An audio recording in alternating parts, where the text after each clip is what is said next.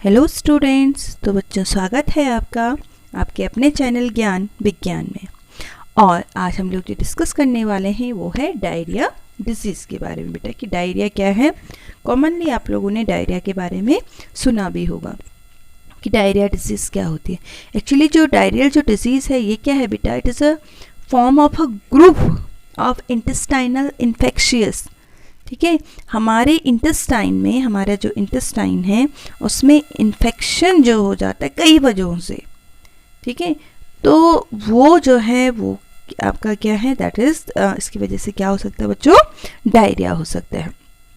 तो आज हम लोग इसी के बारे में जानेंगे कि डायरिया होता कैसे है, कौन से कॉजेटिव ऑर्गेनिज्म है जिसकी वजह से डायरिया हो सकता है, इसके क्या सिम्टम्स होते हैं और प्रिवेंशन क्या है and how we can control it, किस तरह से इसको कंट्रोल किया जा सकता है। ठीक है, तो चलिए देखते हैं। देखिए बेटा, ये जो डायरिया है ये कैसे स्प्रेड होता है, किसकी वजह से होता है। जैसे मैंने पहले ही आपको कहा कि डायरिया क्या है, आपका जो डायरिया है ये क्या है बेटा, it is a group of intestinal infection.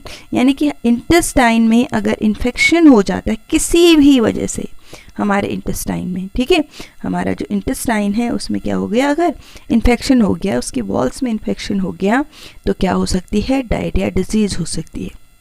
ये इन्फेक्शन क्यों हो सकता है, फूड पॉइजनिंग से हो सकता है। ठीक है, कि फूड हमने जो स्टेल फूड है हमारा, फ्रेश फूड नहीं है, उसमें कोई बैक्टीरिया है, उसकी वजह से हो गया। ठीक है, तो अगर यहाँ इन्फेक्शन हो रहा है इंटेस्टाइन में, यहाँ पे आपके बैक्टीरिया पहुँच गए हैं तो क्या हो सकता है, डायरिया डिजीज़ हो जाती है। क्या होता है इसमें, जो डायरिया डिजीज़ है इसमें क्या सिम्टम्स क्या होते हैं, तो एक तो क्या हो जाएगा बेटा, इसके जो हम सिम्टम्स की अगर हम बात करें तो abnormally frequent discharge of semi solid और फ्लूइड फेसेस। बॉडी से इंटेस्टाइन से क्या होगा, जो है डिस्चार्ज सेमी सॉलिड, आप समझ रहे हैं, लूज मोशन कह सकते हैं कि डिस्चार्ज होने लगता है। इसके साथ साथ एपेटाइट डिक्रीज हो जाती है, नौसा, वोमिटिंग, ठीक है, एंड बॉर्बोरिगम्स यानी कि गर्गलिंग नॉइस प्रोड्यूस होती है। कहाँ पे, एलिमेंट्री कैनाल में आवाज़ आने लगती है। क्यों, क्योंकि वहाँ पे क्या होती है बेटा, जो गैस है उसका मूवमेंट होने लगता है हमारे एलिमेंट्री कैनाल में और वहाँ से एक साउंड प्रोड्यूस होने लगती है। ठीक है, अब देखिए ये इन्फेक्शन क्यों हो जाता है, हम बात कर रहे हैं कि इन्फेक्शन क्यों हो जाता है, कौन सी चीज़ें हैं जो इसके लिए रिस्पॉन्सिबल होती हैं। देखिए बेटा, एक ही चीज़ नहीं रिस्पॉन्सिबल होती है, डायरिया कई चीज़ों से हो सकती है। आपके नेमेटोड्स से हो सकती है, जैसे ये है एस्केरिस, आपका जो है ये जो एस्केरिस हैं, अगर ये इनके एग्स, समझ रहे हैं, इनके एग्स हमारे गंदे हाथों से, डर्टी हैंड से हमारे बॉडी में पहुंच जाते हैं। आपने देखा होगा बच्चे खेलते रहते हैं और मिट्टी में खेलते हैं, ये जो एग्स हैं अगर ये मिट्टी में हैं और वो नेल्स के अंदर बैठ के, ठीक है, और ऐसे हाथों से बच्चों ने खाना खा लिया। आप लोगों ने देखा होगा, आपको रोज़ स्कूल में बोला जाता है कि अपने नेल्स को प्रॉपरली कट करिए, चेकिंग होती है ना, पेरेंट्स भी बोलते हैं नेल्स हमें अपने जो टीथ है उससे नहीं बाइट करने चाहिए। ये सारा इसीलिए है क्योंकि अगर हम खेलते हुए कुछ करते हुए ये एग्स जो है मिट्टी से बॉडी में एंटर करिए, फिर ये बॉडी में जाएगा फूड के साथ और यहाँ ये एग से क्या बन जाएगा बेटा, एस्केरिस बन जाएंगे। और क्या कर सकते हैं, ये इसकी वजह से इन्फेक्शन हो सकता है। ठीक है, तो नेमेटोड से हो सकता है, इसके साथ साथ और किससे हो सकता है बेटा, कुछ बैक्टीरिया से हो सकता है, हमारे फूड में अगर कोई बैक्टीरिया प्रेजेंट है। ठीक है, तो इसकी वजह से भी क्या हो सकती है, हमें ये डिजीजेस हो सकती हैं।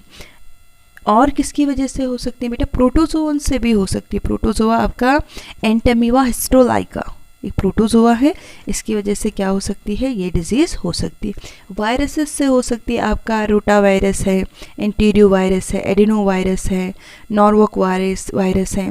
ये क्या है, ये कुछ वायरस हैं जिनकी वजह से हमारे इंटेस्टाइन में इन्फेक्शन हो सकता है।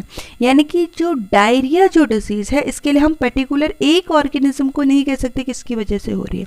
डायरिया किसकी वजह से हो सकती है, नेमेटोड्स से हो सकती है, आपका किसी वायरस की वजह से हो सकती है, बैक्टीरिया से हो सकती है, प्रोटोजोआ से हो सकती है। यानी कि ये ग्रुप ऑफ इंडिविजुअल, बहुत सारे ऑर्गेनिजम्स हैं जो किसके लिए रिस्पॉन्सिबल हो सकते हैं, आपके डायरिया के लिए रिस्पॉन्सिबल हो सकते हैं। ये देखिए, ये सारे यहाँ पे हमने लिस्ट बनाई है कि बैक्टीरिया, वायरसेस, ठीक है, जो क्या है, this all are the causative organism of diarrhoea, diarrhoea जिनसे होता है। अब सिम्टम्स क्या हैं, कैसे पता चलेगा भाई डायरिया हो रहा है? इसके जो कॉमन सिम्टम्स हैं, हमने कहा loose motion, loss of water from body tissue से वाटर लॉस होने लगेगा, डिहाइड्रेशन हो जाता है, यानी कि क्या होगा, इंसान को वॉमिटिंग भी होगी, ठीक है, वॉमिटिंग भी होगी और लूज मोशन भी, ऊपर से भी और नीचे से भी पानी निकल जाएगा बॉडी से, ठीक है। डिहाइड्रेशन, पेशेंट जो है डिहाइड्रेशन से क्या होगा, आप समझ सकते हैं कि पेशेंट जो है बड़ी डेंजरस कंडीशन में चले जाएगा, ठीक है। वेरी शॉर्ट टाइम में, बहुत ही कम समय में जो है बहुत ज़्यादा वाटर लॉस हो जाता है। Most of the infant death, छोटे बच्चों की जो डेथ है किससे होती है बेटा, डायरिया की वजह से हो सकती है कि अगर उन्हें प्रॉपरली जो है उनकी क्योर न की जाए उसके बाद, क्योंकि जो छोटे बच्चे हैं वो क्या करते हैं, गंदे हाथों को वो जल्दी रखते हैं मुंह में, उन्हें उतना पता नहीं होता है, ठीक है। तो इस वजह से जो है पहले के टाइम पे बच्चों की डेथ डायरिया से बहुत ज़्यादा हो जाती है। आपको पता है कि बॉडी से अगर वाटर एक्स्ट्रा लॉस हो गया तो क्या हो सकता है, किडनी फेलियर के चांसेस भी हो सकते हैं, कॉलरा के केस में भी आपने देखा था, ठीक है। तो यहाँ पे भी यही चांसेस हो सकते हैं। तो क्या सिम्टम्स हैं इसके, वॉमिटिंग होना, लूज मोशन होना एंड फीवर, साथ साथ में क्या होना, फीवर भी होना एक साथ। तो जब डिहाइड्रेशन हो जाएगा इंसान की बॉडी से तो कैसा हो जाएगा, वो इरिटेबल हो जाएगा, आंखें धंस जाएंगी अंदर को, आइज अपीयर शंकन, ठीक है, नोज पिंचिट, ठीक है, एंड जो चीक्स हैं या जो टंग है वो अंदर से पूरी तरह से ड्राई हो जाती है। अचानक से वेट लॉस हो जाना, अब सारा वाटर लॉस हो गया तो वेट तो लॉस होगा ही, पल्स रेट कम हो जाएगी, deep breathing, fever and fits पड़ना, उसको फिट्स भी पड़ेंगे क्योंकि वाटर लॉस हो गया है बॉडी से। तो ये क्या है बेटा, these are the some common symptoms of diarrhoea, diarrhoea के सिम्टम्स हैं।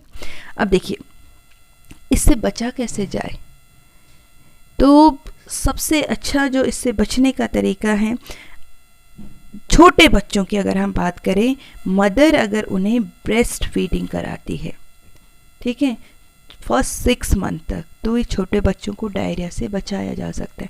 आपको पता है जो छोटे इन्फेंट जो होते हैं उनको डायरिया कैसे होता है बेटा, उनकी जो वाटर बॉटल होती है ना उसमें बैक्टीरिया पैदा हो जाते हैं, अगर उसको प्रॉपरली वॉश न किया जाए, बॉईल न किया जाए।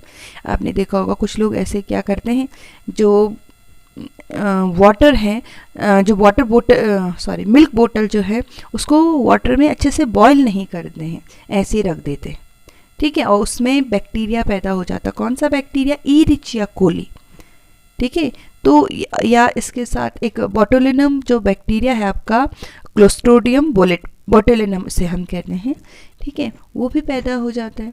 और ऐसा बैक्टीरिया, अब उससे माँ आप दूध पिला रही उस बॉटल से, तो क्या होगा, वो बैक्टीरिया बॉडी में जाएगा और उस बच्चे को डायरिया होने के चांसेस बढ़ जाते हैं, ठीक है। तो और उससे क्या हो जाएगा, उसे मेडिसिन्स देना भी बड़ी मुश्किल होता है, छोटे बच्चों को पानी देना बड़ा मुश्किल है उनको, ठीक है। तो डिहाइड्रेशन से उनकी डेथ होने के चांसेस बढ़ जाते हैं।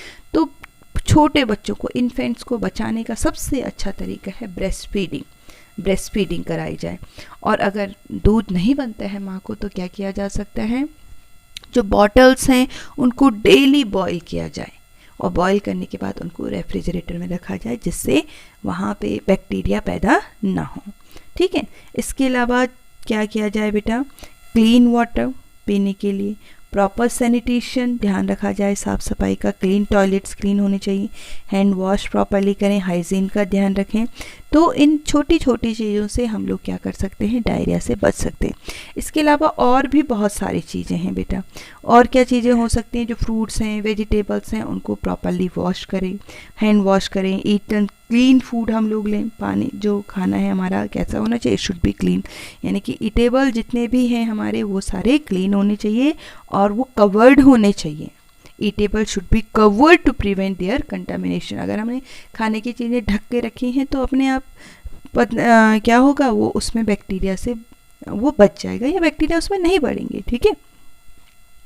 प्रॉपर पर्सनल हाइजीन का ध्यान रखें, ठीक है, विटामिन्स प्रॉपर लें, न्यूट्रिएंट्स का ध्यान रखें, कम्युनिटी हाइजीन का ध्यान रखें, स्टेल फूड को अवॉइड करें, ठीक है, stele food should not be consumed, हमें बासी खाना नहीं खाना चाहिए। तो ये सारी चीज़ों का ध्यान रखेंगे तो हम डायरिया से बच सकते हैं।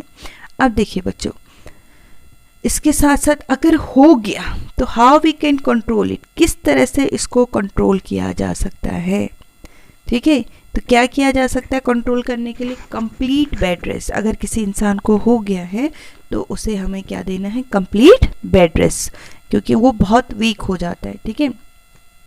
इसके अलावा इसके लिए आपके क्या आती हैं? एंटी डायरियल या एंटी माइक्रोबियल ड्रग्स आती है। अब हमने कहा ये एक उससे नहीं हो रहा है, इसके लिए आपने देखा नेमेटोड हो सकते हैं, वायरस हो सकता है, बैक्टीरिया रिस्पॉन्सिबल हो सकता है। तो डॉक्टर जो भी प्रिस्क्राइब करे, जो भी मेडिसिन हमें प्रिस्क्राइब करे, वो हमें लेनी चाहिए। और अगर फ्रीक्वेंट वॉमिटिंग हो रही है, ठीक है, बॉडी से बहुत ज़्यादा जो है फ्लूइड हमारा लॉस हो रहा है, तो इलेक्ट्रोलाइट्स जो आते हैं, इलेक्ट्रोलाइट्स सोल्यूशन आपको पता होगा मार्केट में आते हैं आपके, तो वो प्रोवाइड करना चाहिए ओरली जो है पेशेंट को। और अगर कुछ नहीं है तो हमारे घरों में जो क्या है बेटा, अनराइप बनाना है, जो ये कच्चा जो केला होता है, ठीक है, तो उसका जो पल्प है, pulp of boiled unripe banana along with required amount of salt, उसमें थोड़ा सा क्या डाल दें? सॉल्ट ऐड करें।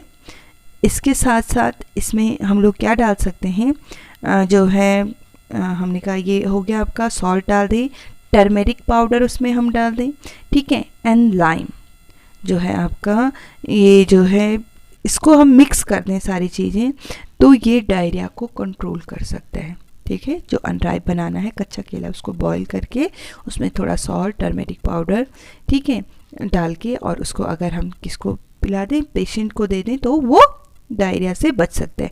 इसके अलावा हस्कॉप ईसबगोल सीड, ईसबगोल सुना होगा आप लोगों ने, उसका साइंटिफिक नेम होता है प्लांटोगो ओवाटा।